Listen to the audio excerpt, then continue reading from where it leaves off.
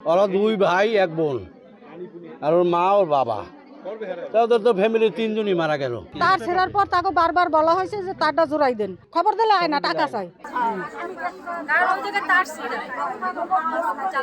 বিদ্যুৎ স্পৃষ্ট হয়ে একই পরিবারের ৩ সদস্যের মৃত্যু কোনোভাবেই মেনে নিতে পারছেন না স্বজনরা। ছোট্ট ২ শিশু সন্তান সহ মায়ের হঠাৎ এমন মৃত্যুতে এলাকা জুড়ে নেমে এসেছে শোকের ছায়া।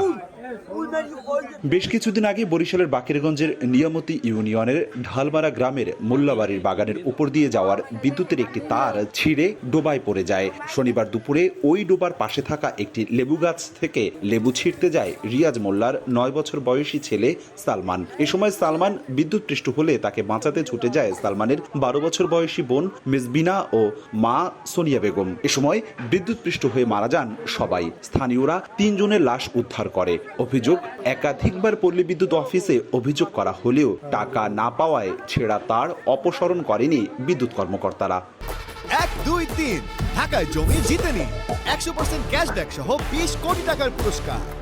এবারে যাই দেই না, ওবারে যাই দেই না, পুকুরে যাই দেই, তিনজন পাশে একখানে ভাইয়া। তার ছেড়ার পর তাকে বারবার বলা হয়েছে যে তারটা জোড়াই দেন, খবর দিলে আয় না, টাকা চাই। কিছু বললি মানে কই কথা বললি আর টাকা চাই।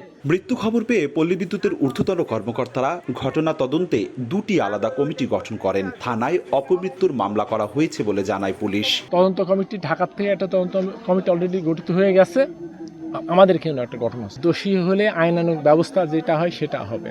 ঢালমারা গ্রামের সুলতান মোল্লার ছেলে রিয়াজ মোল্লা বাবা মায়ের কাছে স্ত্রী ও ৩ সন্তানকে রেখে ঢাকায় ভ্যান চালিয়ে সংসার চালান। অপূর্ব অপু, সময় সংবাদ, বরিশাল।